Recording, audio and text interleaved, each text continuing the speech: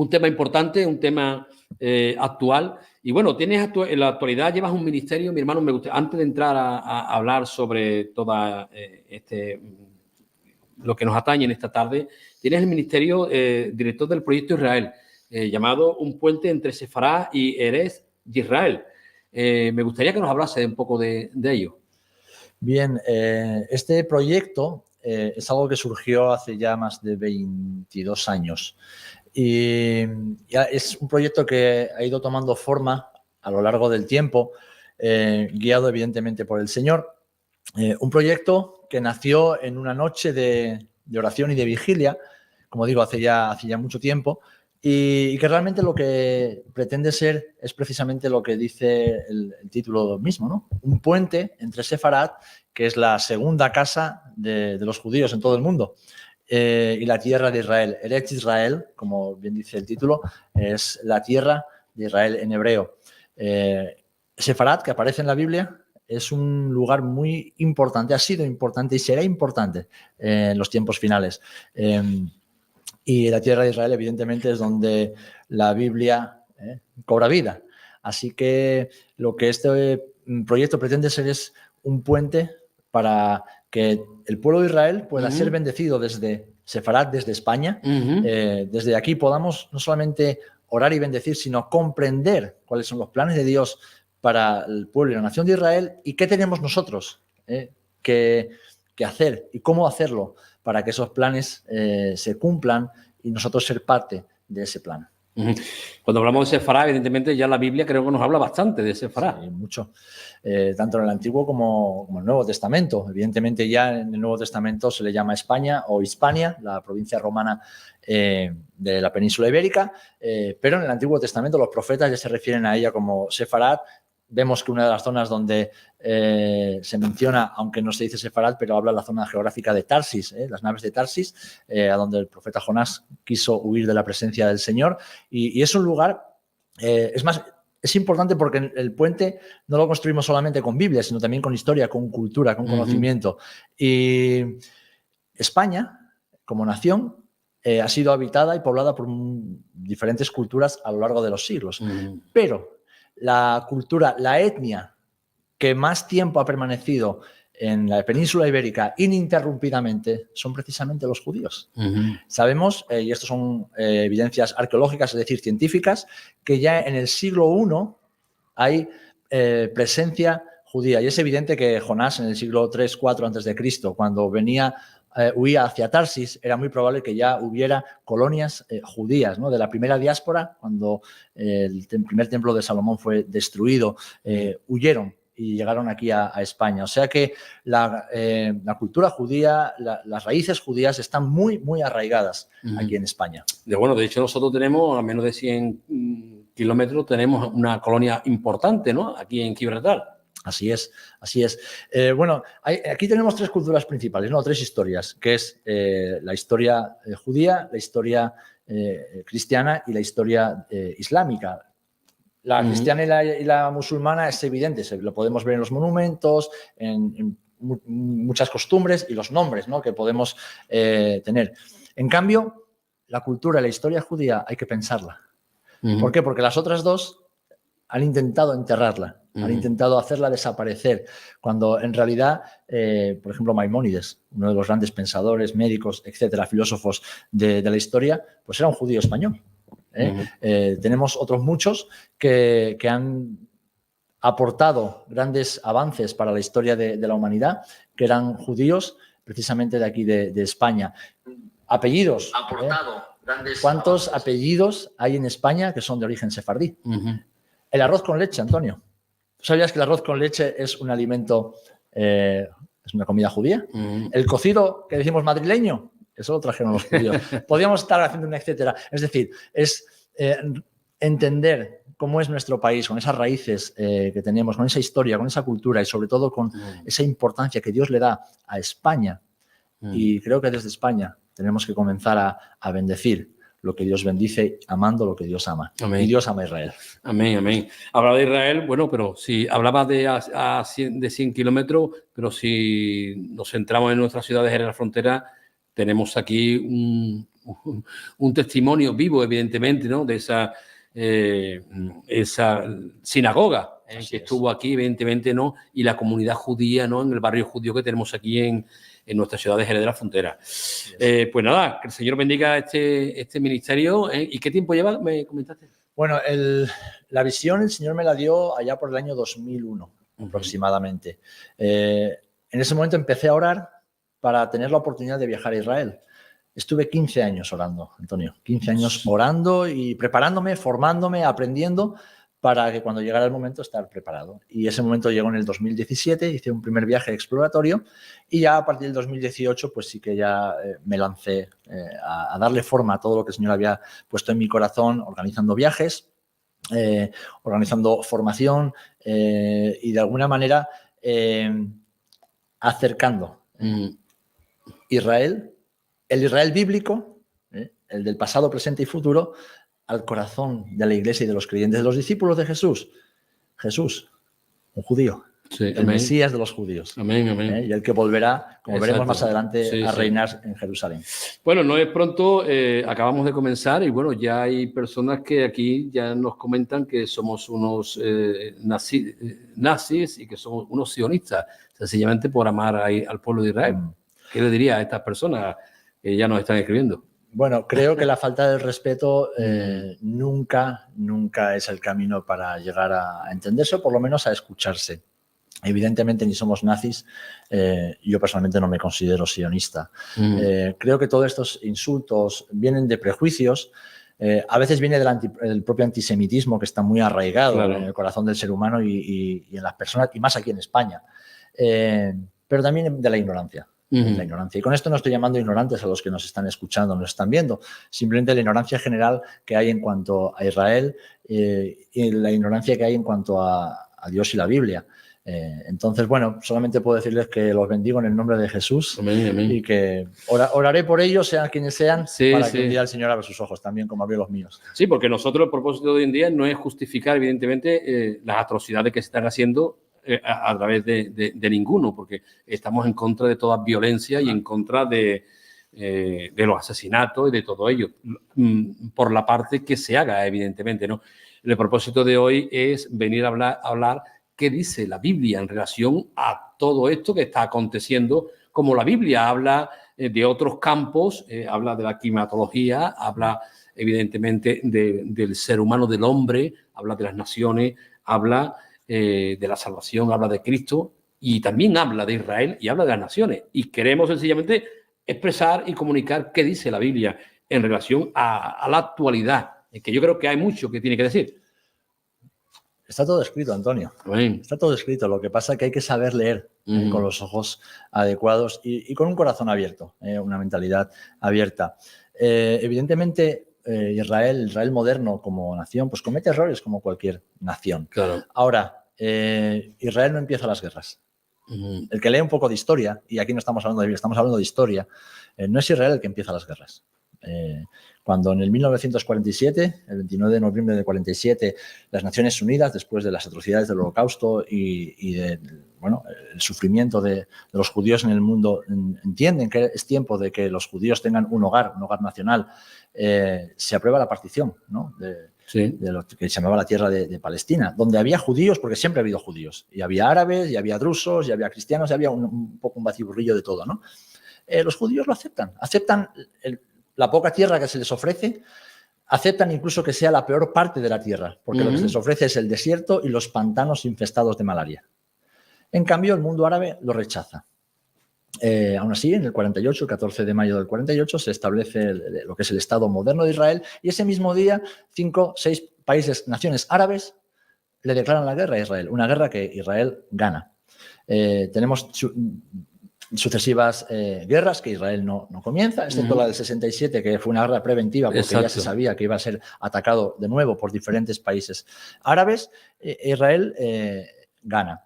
Entonces, la cuestión no es justificar la guerra, porque Israel no quiere la guerra. Si tú vas a Israel y tú vives allí, como yo he estado allí conviviendo, te das cuenta de que es un país multicultural. Es un país donde esto del apartheid que se habla... Con 2 millones de árabes viviendo y trabajando ahí. Bueno, hay 10 millones de personas 8 millones aproximadamente son judíos, 2 millones son árabes con pasaporte israelí, Sí. que evidentemente no quieren saber nada de la causa palestina, porque la causa palestina no es algo que haya nacido ni siquiera del mundo árabe. Por eso es importante conocer la historia. La causa palestina es un tema político, que no vamos a entrar en ello ahora, que surge allá por los años 60. O sea, allá por los años 60. Evidentemente, el mundo árabe lo aprovecha de alguna manera para, como veremos más adelante en algunas de las preguntas que me vas a plantear, atacar a Israel.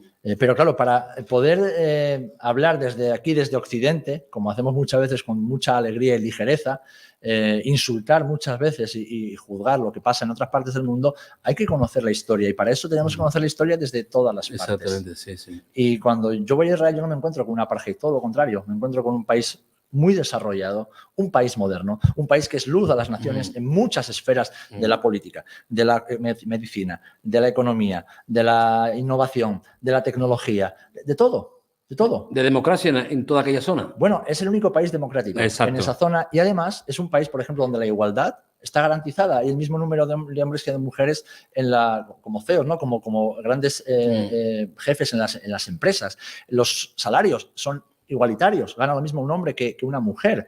Incluso diferentes colectivos tienen sus derechos reconocidos, cosa que en el mundo árabe pues no existen ni siquiera esos derechos. Entonces, vemos que en todo este conflicto, evidentemente, hay un factor de antisemitismo, pero hay mucha ignorancia y, evidentemente, los enemigos de Israel aprovechan la ignorancia de la gente para lanzar falacias, ¿no? Y decir, es que Israel tiene que acabar con la guerra. No, es muy fácil. Acabar con la guerra es muy fácil, que sabemos que no va a pasar porque los enemigos de Israel no van a parar la guerra. Es que aquellos que se empeñan en intentar destruir a la nación de Israel, dejen de hacerlo. Golda Meir, una figura fundamental en el nacimiento y establecimiento del Estado de Israel, dijo que el día que los árabes amen más a sus hijos de lo que odian a Israel, viviríamos en paz. Serafín, el 7 de octubre cambió la historia o va a cambiar la historia ese día 7 de octubre? Bueno, el 7 de octubre yo estoy convencido, y es una convicción personal después de mucho análisis, estudio y observación, de que yo comienzo el largo y pedregoso camino de la nación de Israel hacia la guerra con Gog. Esa guerra que aparece descrita en Ezequiel 38 y 39 va a ser un camino largo, no porque vaya a durar, o sea, porque el proceso vaya a ser largo, pueden ser seguramente unos años, pero se han desencadenado ciertos mecanismos, ciertas circunstancias que evidentemente nosotros las traducimos como geopolíticas, que desde el mismo Israel, o sea, desde la propia nación, se entiende que esto va a desencadenar en una guerra con ese príncipe de Magog, príncipe de Tubal, Mesec, Togarma, Cus, Fut, naciones que tienen nombres bíblicos, pero que hoy tienen su realidad. Sí.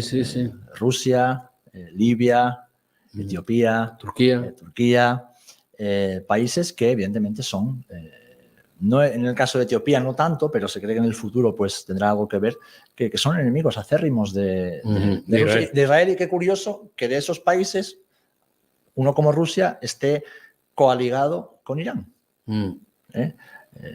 Y con el fundamentalismo islámico. Pero todo va ligado hacia eso. El 7 de octubre se desencadenó algo, estoy convencido que nos va a llevar por un camino muy peregoso y duro. Te hacía la pregunta antes, yo creo que me has contestado, ¿no? Es lo que me has dicho, ¿no? Pero cuando hablamos de guerra Israel-Irán o Irán-Israel. Irán-Israel. Exacto, por eso. Israel quiere la paz. Israel, es más, hace todo lo posible por buscar la paz. Y cuando digo esto, no estoy entrando en política. No estoy entrando en política porque, evidentemente, asumo que como nación Israel ha cometido y cometerá errores porque son personas, ¿vale? Pero son personas que buscan defender a su pueblo. Es más, solamente hay que ver en el presupuesto, que el presupuesto de Israel para defensa es de unos 24.000 millones. La mayoría de ese presupuesto se usa en defensa. Es decir, en tener un escudo antimisiles de 3 capas, lo cual son miles y miles y miles de millones de inversión en investigación, en avances tecnológicos, para proteger a su población. Es más, hace unos días cuando Irán atacó a Israel con 181 misiles balísticos y algunos de ellos hipersónicos, Sí. o sea, eso, que es el mayor ataque de misiles de un Estado contra otro en la historia de las guerras y de la humanidad, en cualquier otro país hubiera sido una catástrofe. Hubieran muerto cientos de miles de personas. En Israel no murió bueno, sí, tristemente murió un palestino en Cisjordania, en Jericó, aplastado por uno de esos... Hay imágenes. Sí, sí, hay imágenes. Por uno de esos cohetes iraníes. O sea, muere un árabe por misiles persas, pero no murió ni un solo israelí, ni una sola baja, ni un solo herido. ¿Por qué? Porque Israel invierte en defender a sus ciudadanos, no en atacar a otros. Ahora, evidentemente, está en una guerra y, claro, yo siempre me planteo, ¿no? Y esto es un conflicto moral para los creyentes. Si a ti, incluso como creyente, pero como ciudadano español, desde una frontera cercana entran y alguien entra y hace lo que hicieron los terroristas de Hamás, claro, y te están durante 8 meses, 10 meses lanzando más de 5.000 cohetes a tu territorio. O sea, ¿tú qué esperas que haga tu gobierno? ¿Que se quede de brazos cruzados? ¿O esperas que se defienda cuando sabe que nadie más va a hacer nada por ellos, que nadie más va a defenderlos? Entonces, evidentemente Israel como nación, como persona, pueden cometer errores, pero Israel quiere la paz. Israel quiere la paz y esa ha sido la evidencia histórica. Y el que diga lo contrario, o sea, miente y falta a la realidad y a la verdad de la historia. Ese odio que existe entre estas dos, entre judíos y musulmanes, la raíz, evidentemente, ¿dónde la podemos encontrar? Bueno, porque la raíz viene directamente de aquel que es homicida. ¿Vale? Que es homicida, y estamos hablando de Satanás. Porque aunque aquí hablamos de naciones, de estados, pero evidentemente como creyentes sabemos que hay una realidad espiritual detrás de todo esto. Muy bien. Y Satanás es homicida, ¿no? Es asesino desde el principio y es enemigo de Dios y por lo tanto de todo lo que Dios hace. Entonces, ese odio hacia Israel viene del mismísimo infierno, de Satanás mismo. De hecho, vamos a Egipto y a través de Faraón quiso destruir a la descendencia de... No, persiguió hasta... quiso destruirla. Y podemos ir viendo relatos históricos, no solamente en la Biblia, sino hasta llegar al Holocausto. Y lo que tenemos hoy día de cómo Satanás ha querido destruir al pueblo judío. Lo intentaron los romanos, lo intentaron los babilonios, lo han intentado diferentes épocas, o sea, diferentes imperios en diferentes épocas. No han podido. ¿Por qué? Porque Israel es algo que Dios ha creado. Y lo que Dios crea tiene un propósito y no se puede destruir. Entonces, evidentemente, eso es en la parte espiritual. Ahora, si vamos a la parte más humana e histórica, Israel tenía un hermano. ¿Sí? Y se llamaba Ismael. Ismael es el padre del mundo árabe. Exacto. Y Ismael era el primogénito, aunque no era el hijo de la promesa. La impaciencia de Sarai y de Abraham llevó a no esperar por los tiempos de Dios y llegó Ismael. Cuando llega Ismael, evidentemente los derechos de primogenitura eran para él.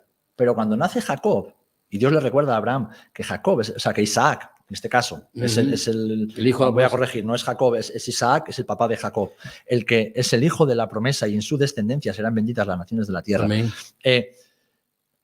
Claro, Ismael pierde todos los derechos de primogenitura. Pero claro, es que él no era el hijo prometido. Él no era el hijo del milagro. Él fue el hijo que el ser humano quiso crear. De la esclava. De la esclava, de Agar. En cambio, que era, por cierto, era egipcia. También hay mucha historia. Entonces, cuando Ismael tiene que huir, la propia palabra dice que los descendientes de Ismael nacerían 12 príncipes, hombres aguerridos, hombres que tendrían mucha riqueza, y es evidente que el mundo árabe es rico, pero además dice que sería un pueblo que estaría en guerra entre sí mismo, entre sus hermanos y en guerra con todo el mundo. Lo tenemos hoy día, o sea, el mundo árabe, o sea, el mundo islámico desde su creación, que fue 630 años después del cristianismo. Por lo tanto, estamos hablando de 2600 años después del nacimiento del judaísmo, o sea, lo que es el Islam, ¿vale? Aunque es otro tema.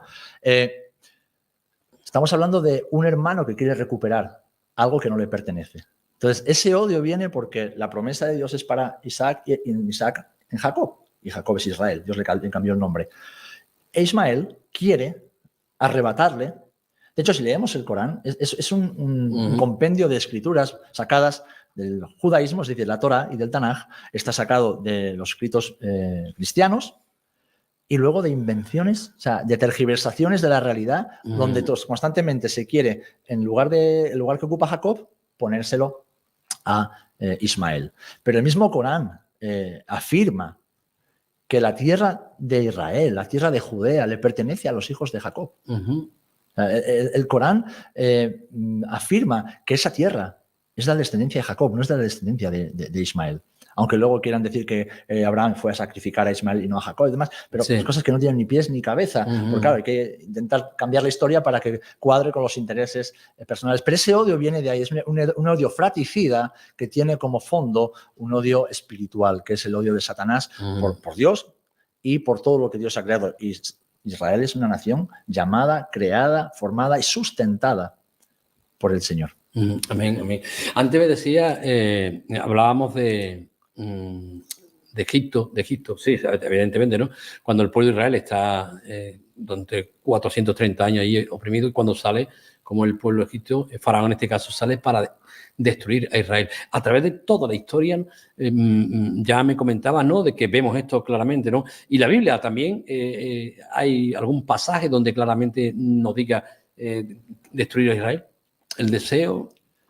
Bueno, en la Biblia encontramos el relato de diferentes momentos en la historia. Tenemos en el libro de Esther a Naamán, un funcionario del imperio persa que, engañando al rey, consigue que se firme un edicto para acabar con todos los judíos del imperio, que eran cientos de miles. Evidentemente el que acabó mal fue Naamán, ¿no? Por la intercesión de Esther y el buen hacer, el celo del señor de Mardoqueo, el primo de la reina Esther. Pero esta historia lo que nos ilustra realmente es un espíritu diabólico y maligno que hay en el mundo, que lo único que pretende es destruir la simiente de Abraham. ¿Por qué? Porque de esa simiente, ¿quién vendría? Claro. Vendría Jesús, Ahí está el Mesías. Ahí está el tema. Entonces, al final, si tú destruyes la simiente, no puede haber cumplimiento de la promesa. Y esa promesa es una promesa de redención para toda la humanidad. Por eso, cuando estoy en Israel y puedo compartir el Evangelio, incluso con judíos, lo hago primero desde una posición de deuda. Yo soy deudor del pueblo judío. Una posición de amor. Yo amo al pueblo judío porque Dios ama al pueblo judío, aunque no esté de acuerdo con muchas cosas. Claro. Y después, yo sé que mi Salvador, mi Mesías, es judío. O sea, él nació, creció, vivió, pensó como judío. Él vino para los judíos. Lo dijo a la mujer sirofenicia. He venido a los míos a dar a la casa de Israel lo que Dios le prometió a la casa de Israel. Y Jesús volverá a Jerusalén, a reinar sobre Jerusalén y volverá con los que hayan quedado de la nación de Israel, que le hayan reconocido como Mesías, a gobernar sobre las naciones. ¿Desde dónde? Desde Israel, desde Jerusalén. Entonces, Jesús nunca renegó, todo lo contrario, los amó hasta el final, a pesar de que los confrontó. ¿Por qué? Porque la religión judía de aquel momento no fue capaz de entender los tiempos de Dios y de reconocer que su Mesías ya había llegado. Sí. Ahora, también sabemos que esa ceguera de la que nos habla Pablo, ¿no? En Romanos 9, 10 y 11, ese endurecimiento en parte, no total, en parte, hasta que todos los gentiles y todos los que no somos judíos entremos a la salvación. Y una vez, dice, todo el tiempo los gentiles, ¿no? Haya terminado, los gentiles hayan entrado a la salvación, entonces todo Israel será salvo. Romanos capítulo 11. Y cuando habla de ese Israel, ¿de quién está hablando? Pues está hablando de los judíos que hayan reconocido a Jesús como el Mesías. ¿Por qué? Porque la única forma de ser reconciliado con el Padre no es ni por ser judío, ni por ser gentil, ni por ser griego, ni por tener cierta ascendencia, ni por estar circuncidado. O sea, da igual, Pablo lo decía, ya no hay judío ni griego, no hay esclavo, ni libre, ni hombre, ni mujer. Somos uno en Cristo, esa pared que dividía, ¿no? Porque las promesas estaban para el pueblo de Israel. Pero con Cristo, esa separación, esa enemistad que había, lo vemos en la carta a los Gálatas y a los Efesios, ¿qué sucede? Que esa pared se derriba y ahora somos un solo pueblo en Cristo, en Jesús. Sí. Entonces, los judíos, para poder ser salvos, tienen que reconocer a Jesús como Mesías, como su Mesías. Sí, te comentaba antes Es como la Biblia, ¿no? Nos habla de ese deseo de destruir a Israel, ¿no? Yo creo que el Salmo 83, ¿no? Es un salmo también bastante ilustrativo, ¿no? Sí, hay diferentes escrituras, pero por ejemplo una que es muy significativa la encontramos, por ejemplo, en Apocalipsis 12. ¿Vale? Que lo cual nos habla de acontecimientos que ya tuvieron lugar en el pasado, pero nos proyecta también al futuro. O sea, nos habla de cómo desde el momento en que Jesús nace ya hay alguien que quiere destruirlo, Sí. alguien quiere acabar con él. Y el niño huye al desierto, Jesús fue al desierto, ¿vale? Con sus padres. Y ahí el Señor lo preserva. Pero este Apocalipsis 12 nos proyecta hacia el futuro. O sea, y esa mujer que da a luz es la nación de Israel. Sí. Y ese niño que viene al mundo es el regreso del Mesías. Ahora, sabemos que Satanás no pudo destruir a Jesús en su primera venida, no podrá tampoco hacerlo en la segunda venida. Claro, dice que persigue a los hijos de la promesa, a los hijos a los que guardan la ley y el pacto, es decir, a los judíos. Huirán al desierto, esto nos habla de una nueva dispersión, ya estamos entrando en escatología y tiempos futuros. Habrá una nueva dispersión, habrá de nuevo un momento en el que los judíos que están en Israel serán esparcidos. La palabra nos habla de que en Jerusalén quedará nada más que unos poquitos. Y cuando Jesús habla en Mateo 24 de no volver, ¿no? Si te pilla en invierno, si estás en el campo, no regreses. Todas esas cosas nos proyecta hacia un futuro que tiene que ver con los tiempos finales y nos proyecta hacia una huida. Dice que cuando la serpiente, ¿no? Sí. Vea que ya no puede hacer daño a los hijos de la ley, a los hijos del pacto, a los judíos, ¿contra quién se volverá? Contra los que guardan la fe de Abraham. La descendencia, ¿no? La iglesia. Exacto. O sea que también la iglesia, los creyentes que hayamos quedado en ese momento, tendremos que perseverar y luchar y entonces considera, ¿no? Según Apocalipsis 12, de que habrá también en el pueblo de Israel una nueva dispersión. Sí, pero eso lo vemos en el Antiguo Testamento y lo vemos en Ezequiel, lo vemos también en Zacarías, lo vemos también, Jesús habla de ello. Sí, pero para el tiempo del fin. Para el tiempo del fin, sí. Sí, o sea, porque bueno, Israel ha estado disperso, ha vuelto a su tierra. Y nunca más dejará de ser una nación, nunca más dejará de existir como pueblo, nunca más dejará de tener presencia y gobierno en Israel, salvo esos 3 años y medio donde el anticristo se pondrá en el trono anulando la ley, los tiempos y demás. Pero la palabra nos habla con claridad, incluso el profeta Daniel nos habla se me ha ido la palabra, ¿no? La tribulación de Jacob. Sí. O sea, ese tiempo de tribulación de Jacob, eso nos proyecta hacia el futuro, a esa percepción final que el pueblo de Israel, el pueblo judío, sufrirá de nuevo. Y ahí también habrá esa dispersión a todos los lugares. Sí. De hecho, si leemos, por ejemplo, tanto en Jeremías como leemos también en Isaías, el Señor habla constantemente enfocándonos hacia ese tiempo premilenial de que Él llamaría a todos sus hijos de los 4 confines de la tierra. Sí, de los 4, exactamente. Sí, Mateo 24 lo habla perfectamente. Lo habla. Entonces, nos está proyectando hacia un tiempo futuro que todavía no ha llegado porque nos habla, o sea, de un Israel que existe y nos habla de enemigos que rodean la ciudad. Evidentemente, cuando Jesús habla en Mateo 24 y 25, todo eso nos proyecta a un tiempo inmediato como fue la destrucción de Jerusalén y del templo en el año 70 después de Cristo, pero también nos proyecta a un futuro porque Él está diciendo: no me veréis más hasta que digáis, bendito el que viene en el nombre del Señor. Y Él habla, cuando veis la higuera florecer, sabéis que el verano se acerca. ¿Vale? ¿Esa higuera quién es? Israel. En la profecía, esa higuera tiene como símbolo Israel, pero sobre todo la ciudad de Jerusalén. Sí. Y dice, no pasará esta generación. ¿Cuántos años son una generación en términos bíblicos, en términos proféticos? 40 años, ¿no? Suelen ser 70 años. 40. En términos proféticos, cuando hablamos de tiempos donde Dios va a hacer algo, donde el Señor se va a mover. Vale, 70 años, 70, 80 años. Pues solamente, y aquí no estoy elucubrando, pero simplemente pensar cuándo Jerusalén volvió a estar gobernada por los judíos. ¿Cuándo volvió? En el año 67. Sí. ¿Vale? Fue recuperada en el año 67. Súmale 70 años. 2037. ¿Vale? Fíjate todo lo que está pasando. No digo que vaya a ser el 2037, pero fíjate que estamos hablando de una generación.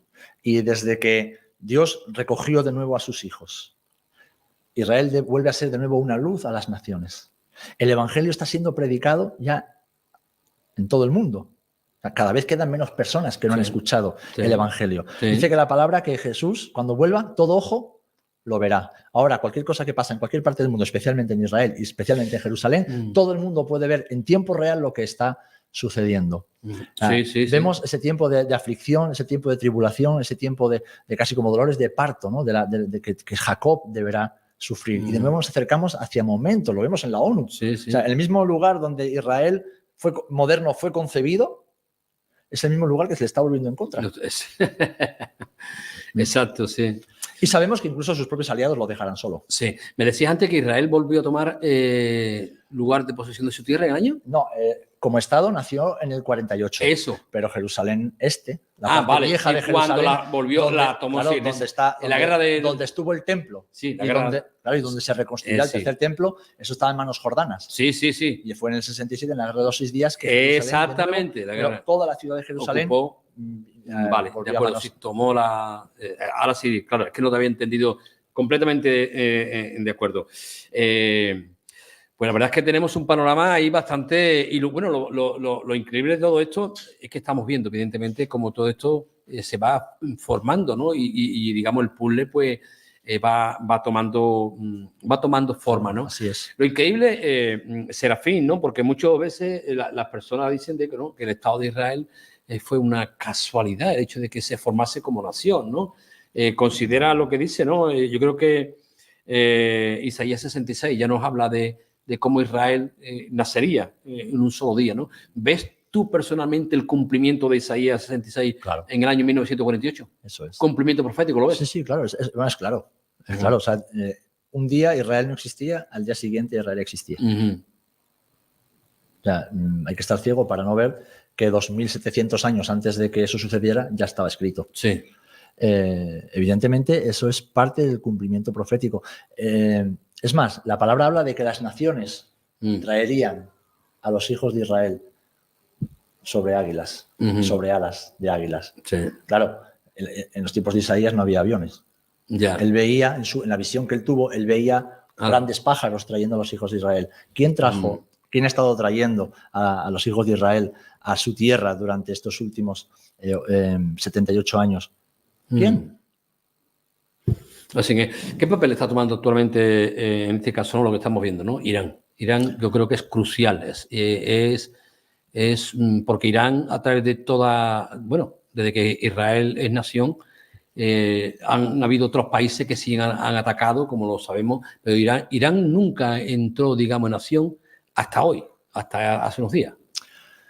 Ha habido la guerra entre Irán e Israel es una guerra que ha sido una guerra fría durante todas estas décadas. Sí, guerra fría, ¿vale? Sí. ¿Qué sucede? Que evidentemente Irán por sí sola no tiene potencial para hacerle nada a Israel, absolutamente nada. Aunque sea un país mucho más grande, Israel es una potencia militar, es una potencia nuclear, no tendría ninguna posibilidad. Pero ahora Irán, en esa unión geopolítica y estratégica que ha formado con Rusia y con China. Es curioso, ¿no? Dos países comunistas, ateos, que odian a Dios, con un país fundamentalista religioso islámico que odia a Israel. Entonces, no hay que estar muy espabilado para entender de que aquí hay algo por detrás que a primera vista tal vez se nos pueda escapar. Entonces, al final lo que estamos viendo es que Irán es un instrumento más, primero de desestabilización de la zona, porque al final Israel no ha atacado a Irán. Israel ha atacado a Hezbollah, que es un grupo terrorista, y ha atacado a Hamas. O sea, grupos terroristas con declaradas ambiciones genocidas, porque en su carta fundacional está el destruir y aniquilar a la nación de Israel y a todo judío que se encuentren por delante. Grupos terroristas que tienen, esclavizado a las propias naciones donde están. ¿Vale? Grupos terroristas que usan a sus propios ciudadanos como escudos humanos. Como escudos humanos. De hecho, fíjate, Antonio, algo muy curioso. Yo soy capellán de la Armada, creo que en el último programa que estuve hablábamos de eso. Y cuando empezó la guerra, después del 7 de octubre, yo le pregunté a un alto mando de la Armada: oye, ¿tú cómo ves lo que está pasando? Evidentemente, este hombre, no voy a decir su nombre, pero apoyaba a Israel. Y dice: mira, Israel es el país, es el ejército, uno de los ejércitos más poderosos, pero es el ejército más moral del mundo, porque Israel no se rige solamente por las reglas de las leyes internacionales de la guerra, sino que se rige por la Biblia. Y hay ciertas obligaciones de la ley judía que Israel las siga a rajatabla. Ahora, ¿qué sucede? Que se usa mucho esto del derecho internacional y con esto evidentemente no estamos justificando bajo ningún concepto el sufrimiento y la muerte de miles de personas inocentes. Pero yo le pregunté a este hombre, entonces, ¿cómo yo puedo ver que Israel está siguiendo el derecho internacional ese de que tanto se apela cuando caen bombas sobre edificios, sobre casas, sobre escuelas? Y dice, mira, en el derecho internacional y las leyes de la guerra, me está hablando un alto mando de la Armada Española, un hombre con más de 45 años de servicio y decenas de misiones por todo el mundo. Me dice, la ley de la guerra es muy sencillo. O sea, cuando alguien te ataca, tú respondes. Y es obligación del que te ha atacado primero presentarte batalla en un campo de batalla, es decir, en una zona donde no haya civiles. Entonces, no es responsabilidad de Israel las muertes que están sucediendo en Gaza y en Líbano. Yo sé que suena muy crudo esto. Y con ello, como digo, no estoy justificando. Yo como hijo de Dios, como discípulo de Jesús, me duele cada muerte. Me da igual la etnia, me da igual el país, me da igual la cultura. O sea, me duele cada muerte que sucede. Pero no puedo responsabilizar al que está defendiéndose. O sea, y el que está haciendo la guerra de una forma moral, por mucho que los medios de comunicación quieran vender una moto completamente distinta. O sea, cuando es responsabilidad, que evidentemente un grupo terrorista no va a asumir ninguna responsabilidad, como puede ser Hamas o Hezbollah, de hacer la guerra en lugares donde no haya civiles. ¿Qué sucede? Que estos terroristas lo único que quieren es, evidentemente, usar la muerte, además sus propios líderes, el Yahya Sinwar y el otro el que murió hace unos meses, ellos decían que es necesaria la muerte y el sacrificio de los civiles por llevar adelante la causa palestina. O sea, ellos mismos asumen, ellos no van a morir hasta que los pillan con un misil. Pero que es necesario, ¿por qué? Porque eso pone a la opinión pública en contra de Israel. O sea, lo ven como un mal menor con tal de alcanzar un objetivo mayor, que es la supuesta liberación de Palestina. Pero cuando se hizo la partición de Palestina y los 5 estados árabes entraron en guerra contra Israel, y esto es muy curioso. Sí. O sea, hay documentos, no estoy hablando de... Hay documentos escritos, ¿vale? Que eso se pueden consultar, donde el plan de los 5 países árabes que atacaron a Israel no era crear un estado palestino. Era dividirse la tierra, un trocito para el Líbano en el norte, un trocito para Siria, un trocito para Egipto y un trocito para Jordania. O sea, y no había ninguna intención de crear un Estado palestino. ¿Sabes por qué? Porque los palestinos como etnia, como raza, no existen. Sí. No existen. De hecho, rechazaron, evidentemente, el ser Estado. Porque es que los palestinos, los que conocemos hoy como árabes palestinos, son un conglomerado de personas que han ido emigrando, que emigraron, igual que emigraban judíos, a la tierra de Israel durante años, y otros que eran expulsados de países árabes y que allí fueron acogidos. Pero es que ahora, ¿por qué nadie los quiere? Sí. ¿Entiendes? O sea, es un interés político totalmente para poder atacar a Israel. Oye, lo que es curioso, vamos, me has dejado sorprendido, y corrígeme si estoy mal informado, que la propia Jordania haya estado usando parando, evidentemente, los misiles contra Israel. Claro, porque tanto Jordania como Egipto tienen tratados de paz con Israel. Pero es curioso. Y luego hay mucha colaboración, sobre todo con Jordania hay mucha colaboración, hay una buena relación entre el Estado de Israel. De hecho, tú vas a Israel y ves el Mar Muerto. El Mar Muerto, cuando vas allí puedes nadar y no hay una línea que lo divide, pero está dividido, la mitad de pertenece a Jordania, la otra mitad pertenece a Israel. Cuando estás en el río Jordán, en la desembocadura del Jordán, en el Mar Muerto, hay una cuerda. Entonces, en un lado estás bautizando en Israel y tú vas a cruzar la cuerda y estás bautizando en Jordania. O sea, que realmente hay una relación, aunque sean árabes. Por otro lado, Irán no es árabe, Irán es persa. ¿Vale? Y ahí tenemos una lucha fratricida entre ellos, entre los suníes y los chiíes, que ahí queda. Por eso, bueno, no voy a entrar en política, voy a dejarlo ahí. La Biblia nos habla, Serafín, de que precisamente el libro de Zacarías, ¿no? De que todas las naciones pelearán contra Israel. O sea, esto no, ¿a qué nos va a llevar todo esto? O sea, se va a llevar lo que estamos viendo, bueno, que yo creo que ya lo estamos viviendo, ¿no? La propia, tú lo decías al principio, ¿no? La propia ONU, que apoyó evidentemente el establecimiento del Estado de Israel, hoy en día está en contra de Israel. El propio presidente ha negado, no quiere condenar el ataque que ha hecho Irán a Israel, que por ética lo tenía que haber hecho, ¿no? Tanto lo uno como lo otro, evidentemente, claro. ¿No?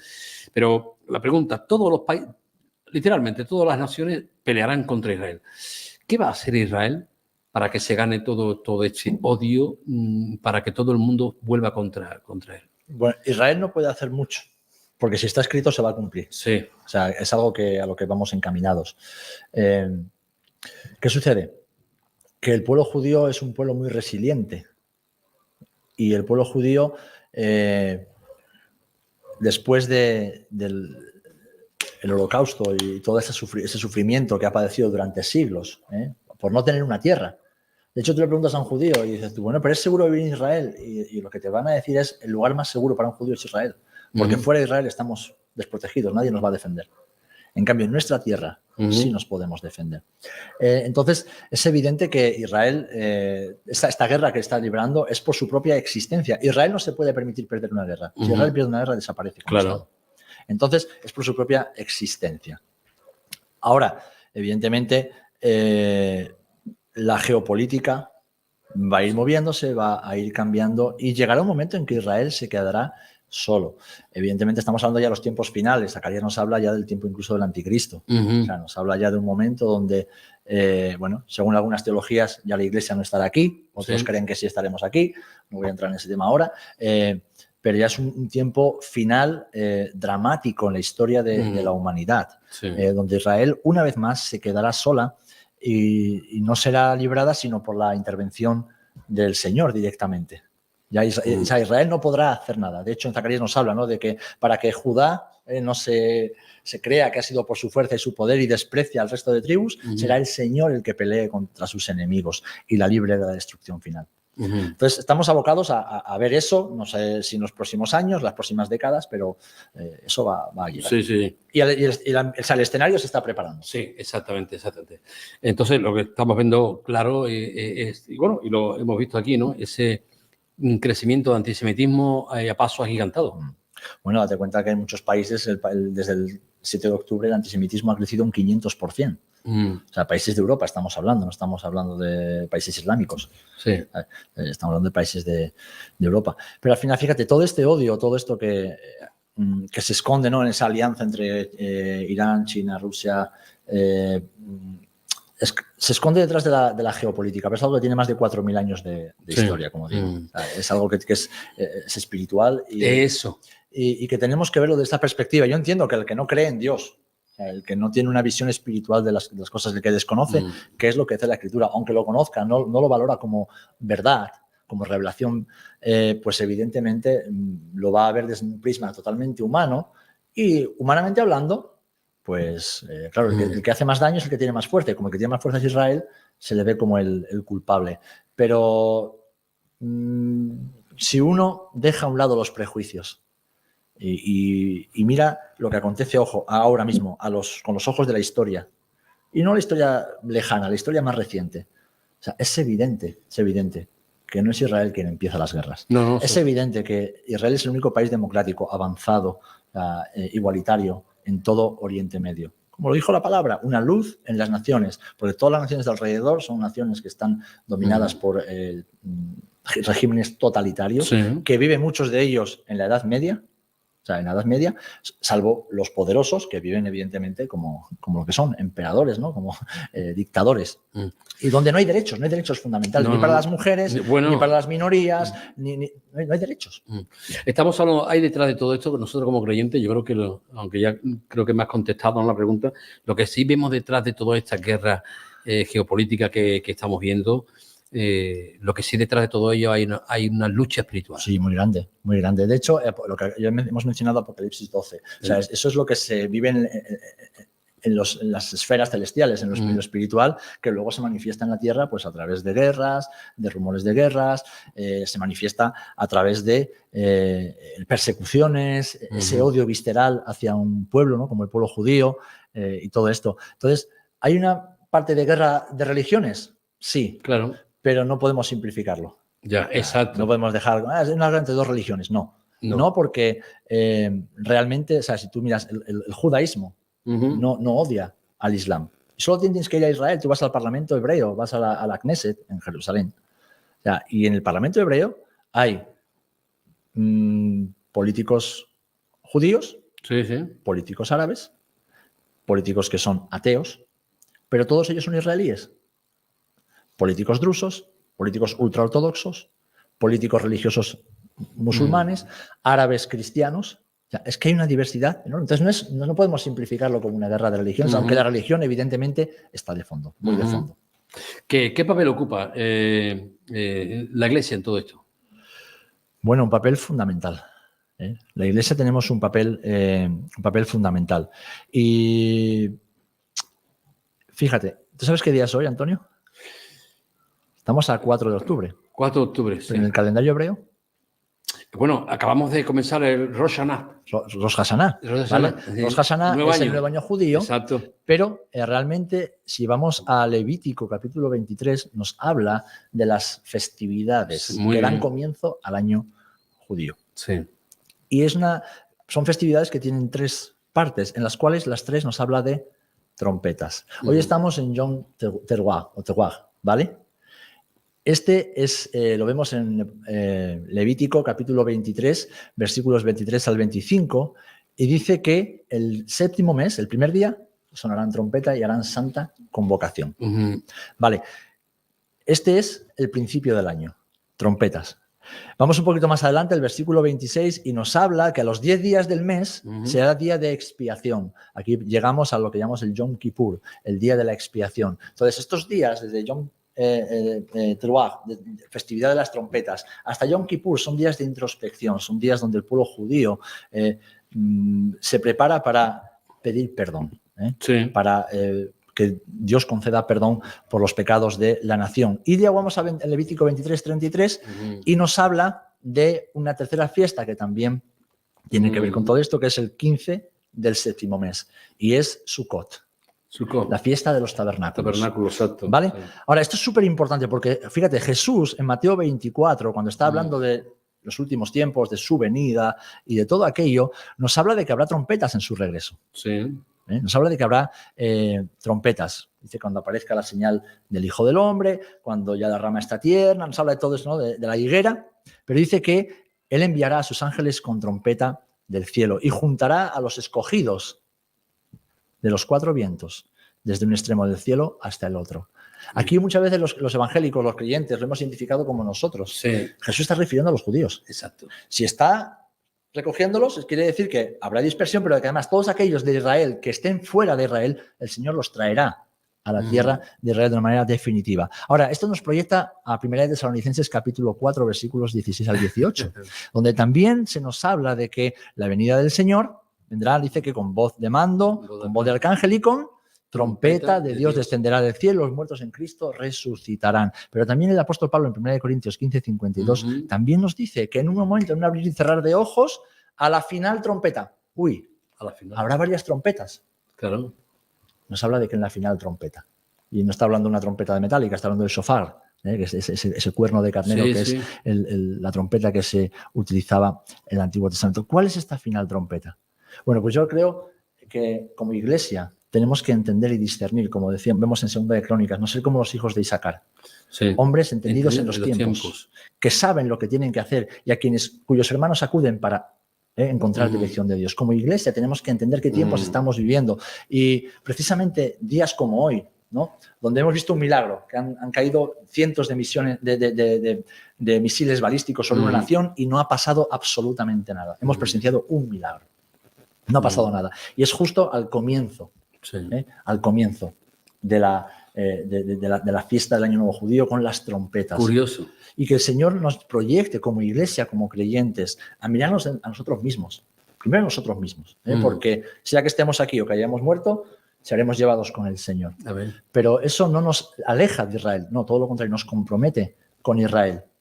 Porque las fiestas del Antiguo Testamento son como un guía, como esa nana, ¿verdad? Que nos lleva hacia el cumplimiento en Jesús y todo lo que Jesús ha hecho y hará en el futuro. Así que como iglesia, primero debemos amar lo que Dios ama. Amén. Debemos bendecir lo que Dios bendice, y Dios ama y Dios bendice a Israel. Debemos orar por su salvación. Amén. Debemos orar por su protección. Debemos orar por su consuelo. Debemos defender a Israel. Debemos ser valientes. Una de las cosas que más me entristece a mí como discípulo de Jesús es la cobardía de muchos hombres y mujeres de Dios, que dicen que aman a Israel, pero no levantan la voz para defender a Israel. Ujú. Que dicen que aman a Israel, pero luego creen que nosotros somos el Israel espiritual. Que dicen que aman a Israel, pero luego son antisemitas sin saber que lo son. Sí. Por cultura, por tradición o por ignorancia. Entonces, uno de los fines de Proyecto Israel, ese puente, Sí. es realmente traer luz a través de la Escritura. Pero es que la Escritura es la revelación de un Dios que ha intervenido, interviene e intervendrá en la historia de la humanidad. Exactamente. Entonces, poder encontrar en la palabra de Dios esas respuestas para entender, para discernir los tiempos y para que cuando suene la final trompeta no nos pille desprevenidos. Amén. Y que esto que estamos viviendo ahora, ¿no? Que el mundo judío está celebrando en obediencia a la palabra de Dios, nosotros como iglesia que tenemos la revelación de Jesús, podamos llevarlo un pasito más allá. Señor, tal vez estés llamando, tal vez las trompetas del cielo estén sonando para que la iglesia de una vez por todas, Despierte. primero, despierte la realidad espiritual de lo que estamos viviendo. En segundo lugar, nos alineemos con la voluntad y con la agenda de Dios. Y en la agenda de Dios, Israel no está excluido, todo lo contrario, tiene un papel fundamental. ¿Por qué Jerusalén es tan importante en la historia de la humanidad y en la historia de la redención?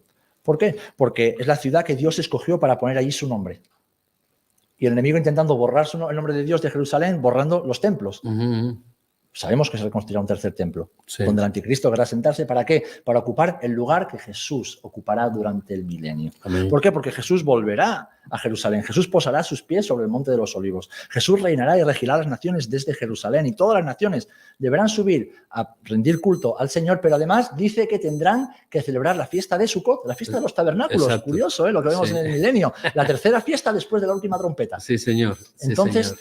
que aquí vemos, yo creo que disculpadme si me apasiono, pero es que No, es no. un tema que realmente hace Yo que digo mi amén a espíritu- todo lo que hasta ahora todo lo que estás comentando, mi hermano, estoy completamente de acuerdo porque es bíblico lo que estás diciendo. Y por eso Jerusalén ha querido ser conquistada y reconquistada, ha sido destruida, tiene más de 20 destrucciones y reconstrucciones. Porque los ojos de Dios, el nombre de Dios está ahí y el enemigo quiere borrar toda huella. Porque si no hay pueblo judío, ¿por quién va a venir a buscar Exactamente. el Mesías? ¿Con quién va a reinar sobre las naciones el Mesías?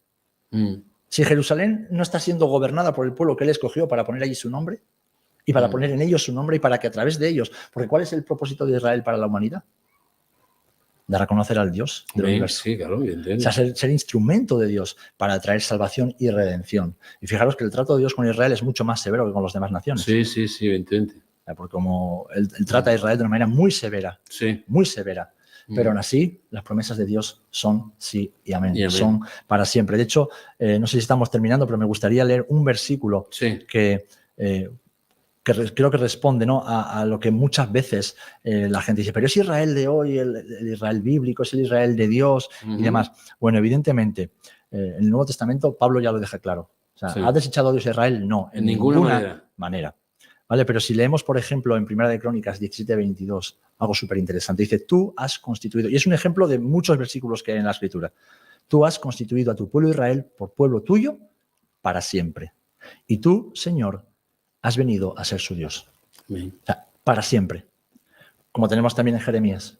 Oye, si anulo mi pacto con las estrellas, si anulo mi pacto con el cielo, es decir, si las leyes de la física dejan de existir en algún momento, entonces yo anularé mi pacto con ellos, mis promesas para ellos. Dios es un Dios de pactos. Amén. Es verdad que Dios trata con sus hijos y con sus escogidos, pero no nos ha escogido para ser mejores que otros, ha escogido para que a través de su trato con ellos podamos entender cómo es Dios con un padre con un hijo y para que a través de ese trato ellos puedan volver cada vez como el hijo pródigo a la casa del Padre y cumplir el propósito para el cual fueron llamados, que es traer luz y salvación a las naciones por medio de Jesús, Amén. un judío.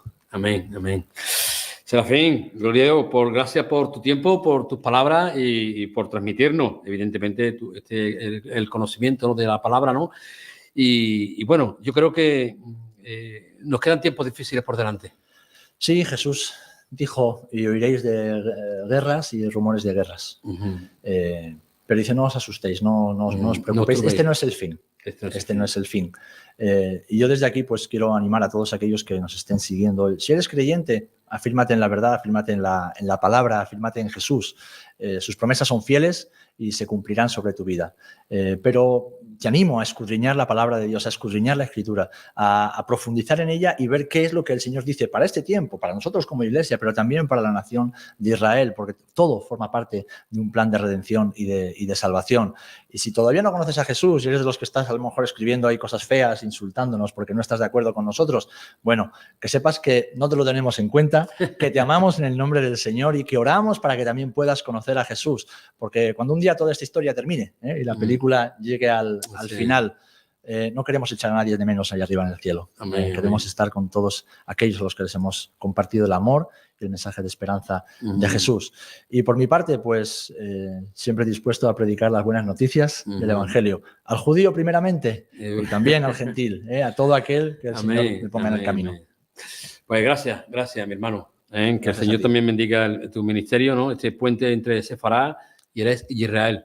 Que el Señor te bendiga. Pues lo dejamos aquí. Llevamos ya 1 hora y bueno, si el Señor así lo considera, pues nos veremos Dios mediante para seguir hablando de las maravillas, ¿no? De su palabra, ¿no? Hemos tocado, sobre todo hemos tocado la Biblia. Hemos tocado él porque el pensamiento que hemos volcado es todo lo que viene en la palabra de Dios. No ha sido nuestro pensamiento, lo que nosotros creemos, no ha sido lo que podemos imaginar, no. Yo digo amén tus palabras porque lo que has volcado es todo conforme a la palabra del Señor. Serafín, no hay más, gracias. Gracias a vosotros, es un placer y que el Señor los bendiga. Que el Señor bendiga a Israel. Amén, amén. Pues querido amigo de Ventana Evangélica, espero que este programa haya sido de bendición para vuestras vidas y bueno, animarte a que leas las Escrituras. Hay mucho escrito en relación a Israel, en relación a aquellas cosas que han de acontecer y como decía también el pastor Serafín, tenemos que ser hombres entendidos en los tiempos con esa tribu de Isaacar. Que el Señor os bendiga y nos vemos próximamente. Un abrazo para todos.